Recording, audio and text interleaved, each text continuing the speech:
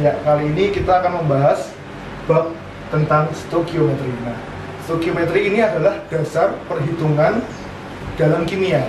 Nah, kenapa pentingnya stoikiometri ini? Kalau dari pengalaman saya mengajar, banyak murid yang nggak suka kimia karena dari awal kelas 10 itu tidak bisa atau udah pusing sendiri dengan stoikiometri. Padahal nanti kelas 11, kelas 12 itu hampir semua perhitungan itu menggunakan perhitungan stoikiometri. Nah, maka dari itu penting untuk mengulang lagi terkait konsep dasar stoikiometri. Ya, kita coba membahas konsep dasarnya. Nah, konsep dasar stoikiometri itu kita gunakan konsep mol. Nah, mol sendiri adalah satuan jumlah yang mirip dengan lusin, kodi, atau rim.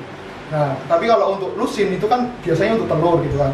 Nah, kodi juga untuk pakaian dan kalau rim untuk kertas. Nah, kenapa menggunakan mol? Karena kalau atom itu kita gunakan lusin, nilainya terlalu besar.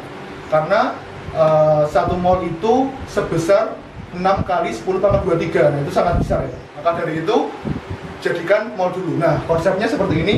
Jadi setiap yang diketahui itu bisa beragam. Kadang bisa diketahui massa ataupun volume, kadang juga konsentrasi jika yang diketahui konsentrasi, atau juga bisa juga diketahui jumlah partikelnya.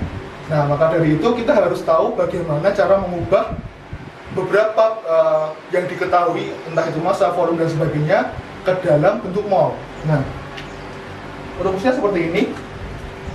Mol kita lambangkan dengan N kecil ya. Nah, N kecil, kemudian tadi ya bisa beberapa yang diketahui itu ada volume, kemudian juga ada jumlah partikel,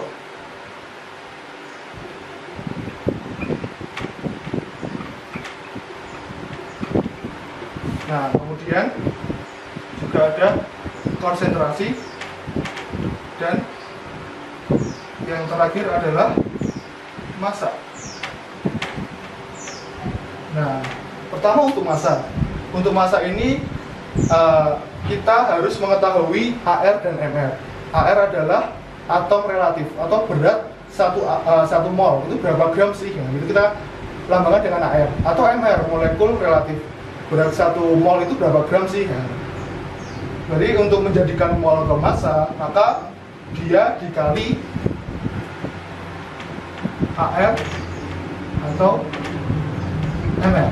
Dan sebaliknya, jika untuk massa ke mol, maka dibagi ya HR atau MR. Nah, kemudian untuk menjadikan ke mol ke molaritas adalah berapa mol tiap satuan volume dalam liter biasanya. Nah, maka dari itu untuk menjadikan mol ke molaritas, maka dia perlu dibagi dengan volume. Sedangkan kebalikannya itu berarti dikali volume. Nah, kemudian untuk volume sendiri, nah, jika massa itu ada AR dan MR yang itu sangat spesifik tergantung atomnya. Misalnya oksigen itu 16. Nah, untuk volume itu tidak spesifik dengan atomnya, entah itu oksigen, entah itu nitrogen, itu sama. Yang ada adalah tetapan. Jika keadaannya itu keadaan ruang atau 25 derajat Celcius, kemudian tekanan 1 atm, room temperature pressure 25 derajat Celcius 1 atm, itu sama dengan 24 liter per mol. Nah, untuk keadaan STB itu 0 derajat Celcius 1 atm itu 22,4 liter per mol. Nah, ini tergantung keadaan yang diketahui di soal. Nah, kemudian untuk jumlah partikel tadi ya kita udah saya sebutkan sebelumnya, dia melambangkan jumlah partikel yang sangat banyak 1 mol itu, yaitu sebesar, atau kita sebut bilangan Avogadro 6,02 kali 10 pangkat 23.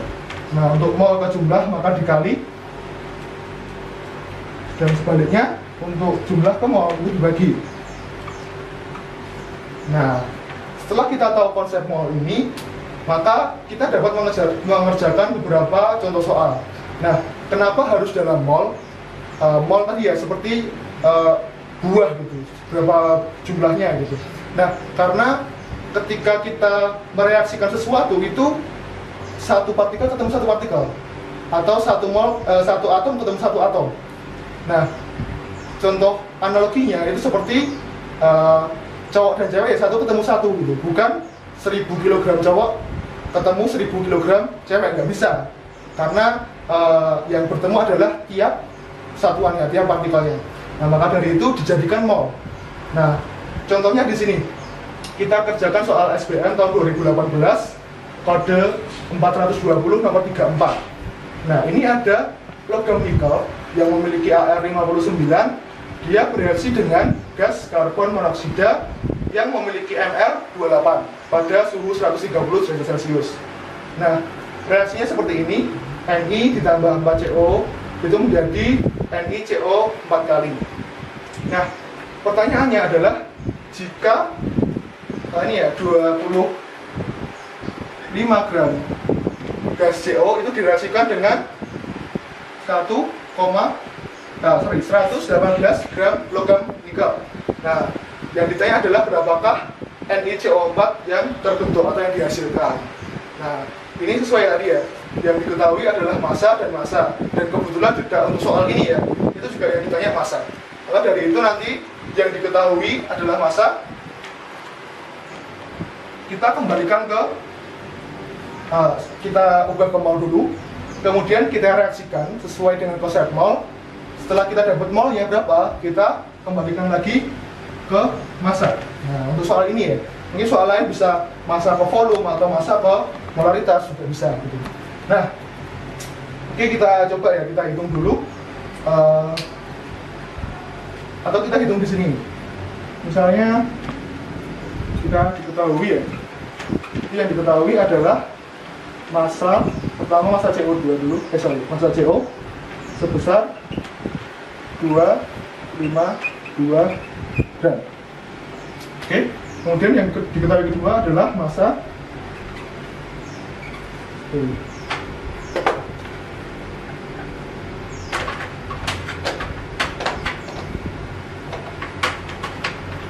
Ni 118 gram. Nah, dari dua massa ini kita ubah ke mol ya. Dari yang diketahui lagi mungkin ada ini ya, AR tadi ya, AR-nya ini 59, kemudian ini MR ya 28. Nah, untuk suhu karena yang diketahui dan yang dihasilkan gram itu tidak berpengaruh. Suhu akan berpengaruh ketika yang diketahui atau yang dihasilkan adalah volume atau gas, yang ditanyakan volumenya. Nah, maka yang kita perhatikan hanya gramnya saja. Kemudian caranya adalah sesuai dengan rumus yang sudah kita tulis tadi, untuk menjadikan massa per mol itu caranya dengan membagi AR atau MR. Nah, maka dari ini didapat mol CO dan Ni sebesar MCO maka adalah 252 gram dibagi dengan MR-nya. Nah, ini sama dengan ini dikali 10 280 ya, berarti 9 mol ya. Mol. Nah, kemudian satunya lagi adalah untuk mol nikel. Nah, ini 118 dibagi dengan AR-nya 59. Nah, ini dikali 2 ya, jadi 2 2 mol. Nah, sekarang kita masuk ke, setelah diketahui, nah kita reaksikan. Nah, ini masuk konsep reaksi. Nah, konsep reaksi kita tulis dulu ya. Awalnya kita tulis dulu reaksinya. Ni ditambah 4 CO menjadi NiCO 4 kali. Ini solid, gas. Nah, kemudian kita gunakan mula-mulanya berapa yang kita reaksi yang ada, pereaktan yang ada, kemudian yang bereaksi berapa, dan sisanya berapa. Nah, ini biar lebih mudah akan saya coba analogikan ya. Analogikan seperti memasak gitu. Nah, reaksi ini adalah resepnya, resep masaknya gitu. Misalnya satu gandum ya, ini kita anggap gandum, satu gandum ditambah 4 telur itu menjadi satu roti. Oke, satu gandum ditambah 4 telur itu menjadi satu roti. Nah, itu resepnya ya, resep masaknya seperti itu. Nah, sedangkan bahan baku yang kita punya itu adalah 2 mol ya tadi ya. Jadi 2 mol sama 9 mol. Nah, misalnya ya ini kita buat resepnya satu gandum ditambah 4 telur jadi satu roti. Nah, kalau yang kita punya mula-mula itu kayak bahan bakunya itu kita cuma punya 2 gandum dan 9 telur. Nah, maka berapa rotinya ya jadi berapa gitu. Nah, gimana kira-kira? Kalau tadi satu gandum dan 4 telur satu roti, maka untuk gandum sendiri yang jumlahnya 2 itu bisa bikin berapa roti tadi? Berapa? 2 ya berarti ya. Karena dia satu gandum bisa jadi satu roti. Berarti dia bisa membuat 2 roti. Sedangkan untuk yang CO itu 9 telur. Nah, dia bisa membuat berapa? 2 lebih ya berarti ya. 2 cuma butuh 8 kan. Nah, 2 koma berarti kan. Jadi dia bisa membuat atau membuat yang ini tadi ya 2 roti tadi ya. Yang ini 2,25 atau 2 lebih ya. Nah, kelebihan kalau cuma 2 roti 8. Nah, maka kalau misalnya kamu punya gandum yang bisa bikin 2 roti dan telur bisa bikin 2,25 roti, berarti kamu bikin berapa roti? Ya 2 roti, karena kalau kita bikin 2,25 maka gandumnya nggak cukup. Nah, maka dari itu kita ambil yang habis bereaksi, habis untuk memasak itu adalah nikelnya, atau dalam tadi analogi gandumnya gitu. Nah, tadi ya untuk membuat ini 2 berarti di sini 4. Tadi ya satu gandum 4 telur, berarti kalau 2 gandum di sini 8 telur atau 8 mol CO. Nah, maka hasilnya adalah berapa roti tadi ya? 2 ya. Nah, 2 roti. Nah, atau 2 mol. Nah, seperti itu. Analoginya seperti memasak gitu ya. Nah, sisa bahan baku dan yang dihasilkan berapa? Jadi ini sehingga nggak sisa ya, gandumnya habis. Ini tinggal 1 mol dan dihasilkan NiCO4 sebanyak 2 mol.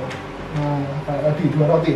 Nah, sekarang udah ketemu nih, dihasilkan NiCO4 2 mol. Nah, ini sekarang gimana? Ya tergantung yang ditanya. Yang ditanya karena ini gram semua, maka jadikan massa lagi tadi ya. Itu dikembalikan lagi dikali dengan AR atau MR-nya. Nah, pada soal ini MR untuk NiCO4 adalah 171. Sehingga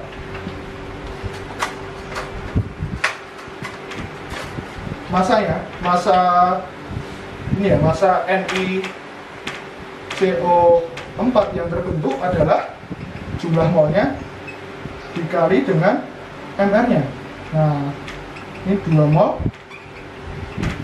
dikali 171 gram per mol. Coret-coret ketemu 342 gram NiCO4. Nah, seperti itu cara mengerjakan soal stoikiometri. Nah, mudah kan? Jadi kita sudah selesai untuk pembahasan stoikiometri. Terima kasih.